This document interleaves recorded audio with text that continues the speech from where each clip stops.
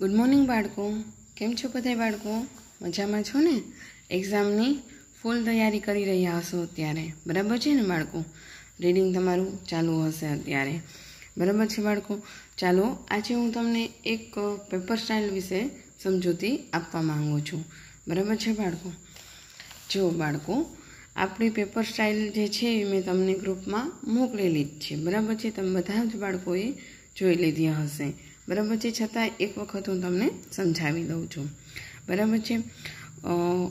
विभाग 1 अने विभाग ए अने बी में कर्युं छे। एमां एक में गद्य छे, एना विकल्पो, एक वाक्यना उत्तरो, 2-3 वाक्यना उत्तरो बोले छे अने कोने कहे छे ए हशे, अने एक में जे काव्यना होय छे ए हशे ने एक में आपणे जे चेप्टर होय छे ने लेसन एना हशे, बराबर छे? एटले विभाग ए अने बी में तमने लख्युं छे, बराबर छे?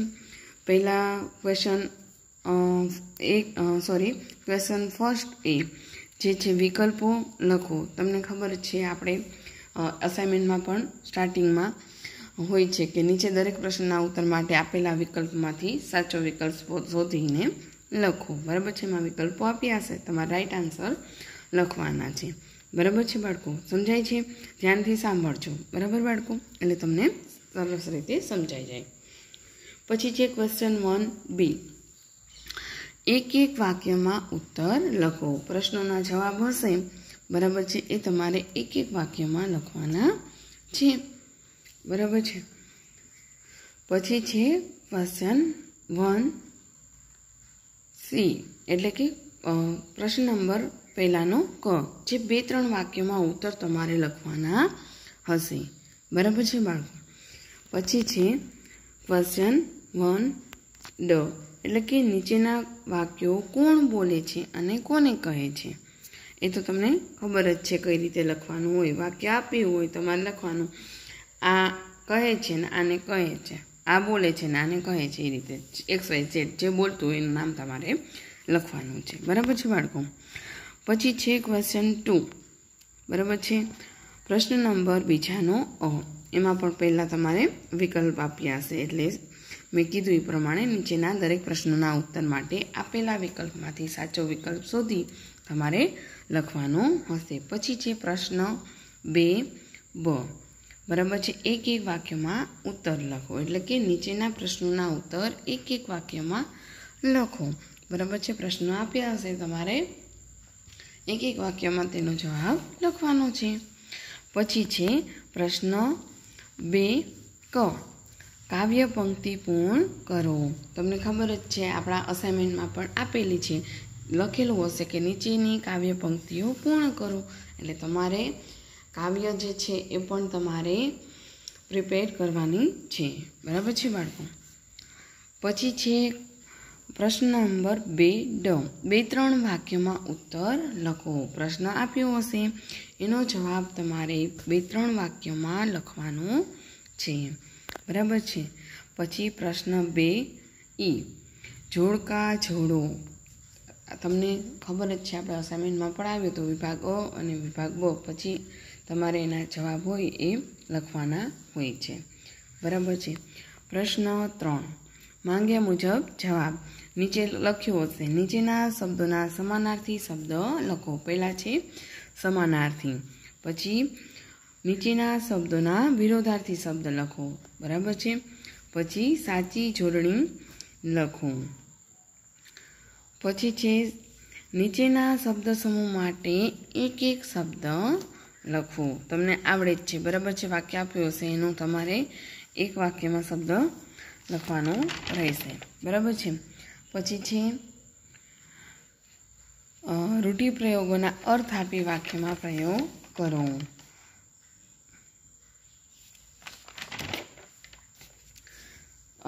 આ તમને ખબર જ છે, રૂઢિપ્રયોગ આપ્યું હોય એનો તમારે અર્થ લખવાનો હોય, નીચે એનું વાક્ય લખવાનું હોય છે, બરાબર છે બાળકો? પછી છે ખાલી જગ્યામાં યોગ્ય સર્વનામ મૂકો। સર્વનામ મેં તમને સમજાવ્યા હતા, અસાઇનમેન્ટમાં આવ્યા હતા, એ ખાલી જગ્યા મેં તમને કરાવેલી છે। હું, મને, તારો, તારી, મારો, મારું, અમે, હું, આ બધા સર્વનામો કહેવાય, એટલે એ મૂકી અને તમારે ખાલી જગ્યા પૂરવાની રહેશે। બરાબર છે બાળકો। પછી છે વિરામ ચિહ્નો મૂકો, એટલે કે નીચેના વાક્યોમાં યોગ્ય વિરામ ચિહ્નો મૂકીને વાક્યો ફરી લખો। બરાબર છે, આપણે આવી ગયેલું છે અસાઇનમેન્ટમાં। એમાં તમારે વાક્ય આપ્યું હોય એમાં જે અલ્પવિરામ, પૂર્ણ વિરામ, પ્રશ્નાર્થ ચિહ્ન જે પણ વિરામ ચિહ્નો આવતા હોય તમારે મૂકી યોગ્ય વાક્ય લખવાનું રહેશે। બરાબર છે બાળકો। પછી છે વાક્ય પ્રયોગ, એટલે કે નીચેના શબ્દોનો વાક્ય પ્રયોગ કરવો। બરાબર છે, શબ્દ આપ્યા હશે તમારા અસાઇનમેન્ટમાં પણ મેં તમને સમજાવ્યું હતું કે વાક્ય આપ્યું છે એનું તમારે શબ્દ આપ્યો છે એનું તમારે વાક્ય બનાવવાનું છે અને એ શબ્દ વાક્યમાં આવવો જોઈએ। બરાબર છે, સમજાઈ ગયું। પછી છે શબ્દકોશના ક્રમમાં ગોઠવું। બરાબર છે, શબ્દો આપ્યા હોય એને સ્વર અને વ્યંજન, એટલે કે પહેલાં અ આ ઈ વાળા જે શબ્દો હોય એ મૂકવાના આવે ને પછી ક ખના ક્રમમાં જે શબ્દો આવતા હોય એને તમારે ગોઠવવાના હોય છે। બરાબર, એ તો તમને બધા જ બાળકોને આવડે જ છે। પછી છે નીચે મુદ્દાઓના આધારે વાર્તા લખવો, એટલે કે નીચે આપેલા મુદ્દાના આધારે વાર્તા લખો અને તેને યોગ્ય શીર્ષક આપો। વાર્તા લેખન જે છે એ મેં તમને લખાવી છે। બરાબર છે, મુદ્દા આપ્યા હશે વાર્તાના, એના ઉપરથી તમારે સ્ટોરી લખી અને એનું જે બોધ હોય એ તમારે શીર્ષક કે જે તમે કહો એ લખવાનું રહેશે। જો બાળકો બોધનો 1 માર્ક્સ હોય છે એટલે એ લખવું કમ્પલસરી છે। બરાબર છે બાળકો, એટલે યાદ રાખજો કે સ્ટોરી લખો એટલે નીચે બોધ એવું લખી અને તમારે એનું શીર્ષક લખવાનું રહેશે। ત્યારબાદ તમારે પત્ર લેખન પણ પૂછાઈ શકે। બરાબર છે, એટલે પત્ર પણ મેં તમને સમજાવી દીધા છે। બરાબર છે, તો ત્યારબાદ તમારે પત્ર લેખન પણ તૈયારી કરવાની રહેશે। પછી છે પ્રશ્ન નંબર 4 બ, નીચે આપેલા વિષયોમાંથી ગમે તે એક વિષય પર આશરે 10 વાક્ય લખો, એટલે કે નિબંધ લેખન। નીચે નિબંધ લેખન આપેલા હશે એમાંથી તમારે નિબંધ લખવાનો રહેશે। બરાબર છે બાળકો, આ તમારી જે પેપર સ્ટાઇલ મેં જેમ તમને સમજાવી દીધી છે, તો સરસ રીતે પ્રિપરેશન કરજો બાળકો અને સરસ રાઇટિંગથી પેપર ભરવાનું રહેશે તમારે। બરાબર છે, છેકછાક ઓછી કરજો। બરાબર, અને સારા અક્ષરે તમારું પેપર ફિલઅપ કરજો। બરાબર છે બાળકો, છતાંય હજી કંઈ ન સમજાય તો તમે મને પૂછી શકો છો। બરાબર છે બાળકો, મેં તમને નિબંધો પણ લખાવી દીધા છે, વાર્તા પણ તમને કરાવી દીધી છે, પત્ર પણ તમને કરાવી દીધી, આખું અસાઇનમેન્ટ મેં તમને સમજાવી દીધેલ છે। છતાંય હજી કાંઈ ન સમજાય તો તમે મને પૂછી શકો છો। બરાબર છે બાળકો, હવે સાથે સાથે હું તમને હિન્દીની પણ પેપર સ્ટાઇલ સમજાવી દઉં છું। બરાબર બાળકો, ચાલો તો આપણે એ જોઈએ। ચાલો બાળકો, હિન્દીની પેપર સ્ટાઇલ તમને સમજાવું છું। જો બાળકો તમારું પેપર 40 માર્ક્સનું હોય છે। બરાબર છે બાળકો, ચાલો તો આપણે જોઈએ। ક્વેશ્ચન 1, અહીંયા ભૂલથી 2 લખાઈ ગયું છે પણ ક્વેશ્ચન 1 વિકલ્પો લખવાના હોય છે તમારે। બરાબર છે, એ હું અહીંયા તમને ભૂલી ગઈ છું લખતા। ક્વેશ્ચન 1 જે છે એ વિકલ્પો હશે। બરાબર છે બાળકો, તો એમાં છે કે निम्नलिखित प्रश्नों के लिए सही विकल्प चुनकर लिखिए। आप તમે બધા જાણો છો આપણે વિકલ્પો હોય છે એમાં તમને આપેલા હોય છે ઓપ્શન, એમાંથી તમારે રાइट ऑप्शन લખવાનો હોય છે। क्वेश्चन 2 एक एक वाक्य में उत्तर लिखिए। आप सब जानते हैं हमें एक एक वाक्य में क्वेश्चन आंसर लिखने होते हो जो आपको आता है। बराबर है बच्चों, हेडिंग होता है निम्नलिखित प्रश्नों के उत्तर एक एक वाक्य में लिखिए। फिर क्वेश्चन 2b क्या है, 1-2 शब्दों में उत्तर लिखिए। शब्दों में लिखना है बच्चों। बराबर है, निम्नलिखित प्रश्नों के उत्तर 1-2 शब्दों में लिखिए। आपको क्वेश्चन दिया गया होगा, उसके सामने आपको 1-2 शब्दों में ही उसका आंसर लिखना होगा। फिर क्वेश्चन 3a प्रश्नों के उत्तर लिखिए। सविस्तार प्रश्न के उत्तर होते हैं, लॉन्ग क्वेश्चन आंसर, वो बराबर है, वो आपको लिखने हैं। फिर है क्वेश्चन 3 ब, निम्नलिखित मुहावरे का अर्थ देकर वाक्य प्रयोग कीजिए। बराबर है, आपको पता है आपको मुहावरा दिया होता है, उसका अर्थ आपको लिखना होता है और उसका वाक्य आपको लिखना होता है। फिर है क्वेश्चन 3 क, शब्द समूह के लिए एक शब्द लिखिए। वो आप सबको आता है, आपको वाक्य दिया गया होगा, उसका शब्द एक एक शब्द में लिखना होता है। बराबर है, उसका आंसर जो होता है वो। फिर है क्वेश्चन 4 ए, समानार्थी शब्द लिखिए। क्वेश्चन बी, निम्नलिखित शब्दों के विरोधार्थी शब्द लिखिए। 4 क, शब्दों को शब्दकोश के क्रम में लिखिए। वो तो आप सबको आता है, पहले स्वर वाले जो होते हैं वो, फिर व्यंजन वाले, पहले अ आ वाले जो शब्द होते हैं वो लिखना होता है, फिर क ख के क्रम में जो शब्द आते हैं वो हमें लिखना होता है। फिर क्वेश्चन नंबर 5, उसमें क्या है, भिन्न शब्द पर गोला कीजिए। आपको पता है जो अलग शब्द होता है उस पर हमें राउंड करना होता है। फिर है उसमें क्वेश्चन नंबर 5 में 1 2 3 होगा, उसमें पहला भिन्न शब्द पर गोला करना होता है, फिर विशेषण छाट कर लिखिए। मैंने आपको विशेषण क्रियापद सब समझाया था, बराबर है, तो आपको आना चाहिए अभी। तो उसमें विशेषण छाट कर जो विशेषण होता है वो आपको लिखना होगा, बराबर है। फिर आपको जो क्रियापद है, वो जो क्रिया करते हैं उसे क्रियापद कहते हैं, जो विशेष होता है, बराबर है, उसे हम विशेषण कहते हैं, तो वो आपको लिखना होगा। फिर है निबंध लेखन, निम्नलिखित विषयों में से किसी एक विषय के बारे में 10 वाक्य लिखिए। बराबर है, मैंने आपको निबंध भी भेजा है, आपको वो भी करना है। फिर क्या है, कहानी, मैंने आपको कहानी भी करवाई है, वो मुद्दे लिखवाए ना, उस पर आपको एक स्टोरी लिखनी होगी और उसकी सीख जो है आपको पता होना चाहिए, आपको लास्ट में सीख लिखना है, कंपलसरी है। बराबर है बच्चों, तो आपको अच्छे राइटिंग करके एक अच्छी सी स्टोरी लिखनी है और उसकी सीख लिखनी होगी। और आपको पत्र लेखन भी मैंने करवाया है, तो वो भी आपको लिखना होगा।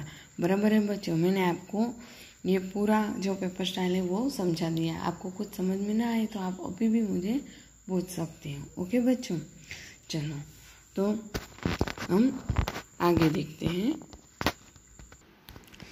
चलो बच्चों, आज एक निबंध में फिर से आपको करवाती हूँ। मैंने आपको 26वीं जनवरी का निबंध भेजा था, बराबर, आपको समझाया भी था, पत्र भी समझाया था, और अभी भी एक निबंध में आपको फिर से करवाती हूँ। ओके, स्वच्छता का महत्व, हमारे चैप्टर में स्वच्छता वाला चैप्टर है, इसलिए उसके अनुसंधान में मैं ये आपको निबंध करवाती हूँ।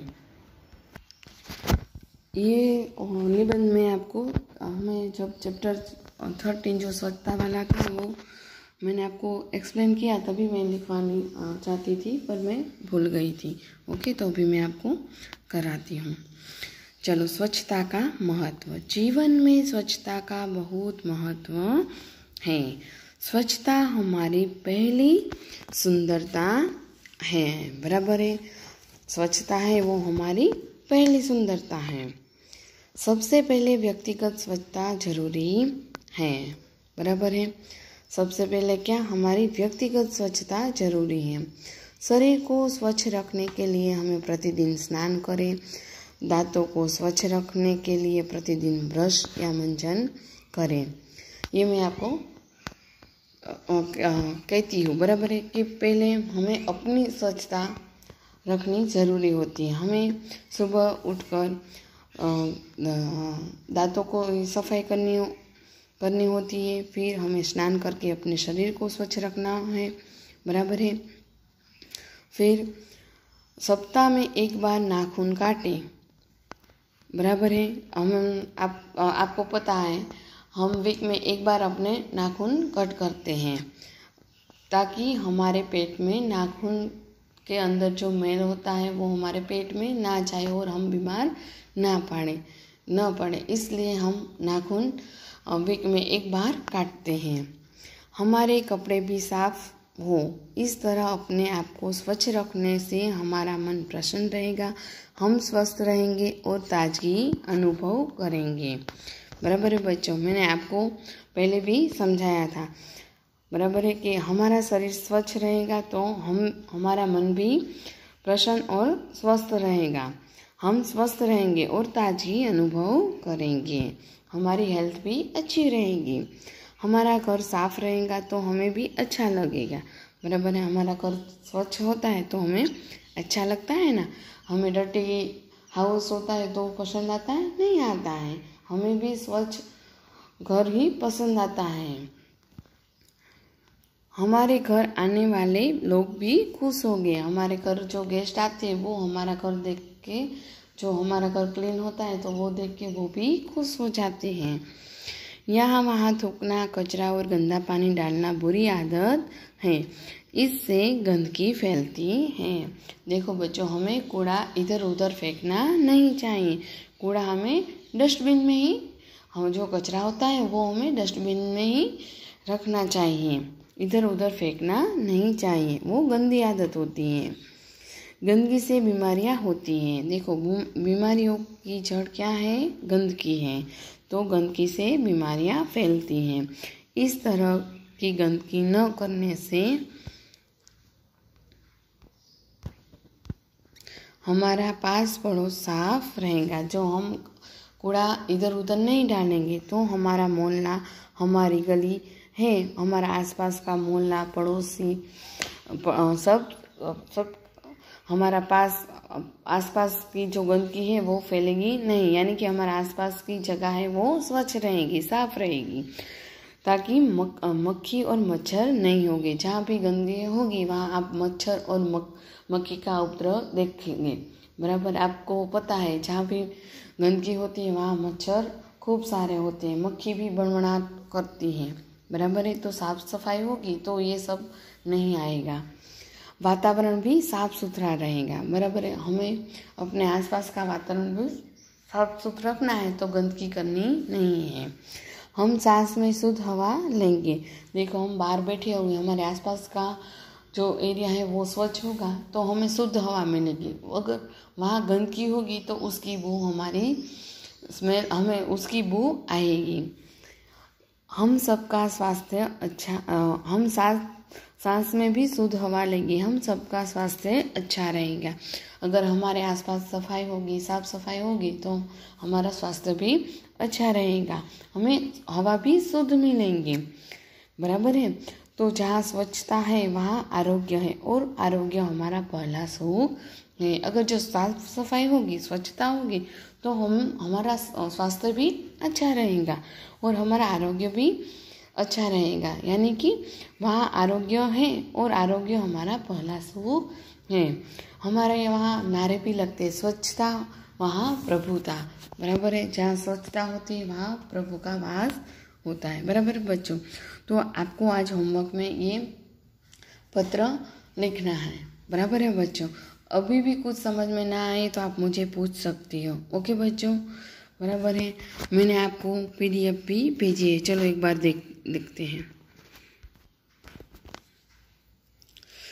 મેં તમને કાલે બાળકો આખી PDF મોકલેલી છે, બરાબર છે, ગુજરાતીની।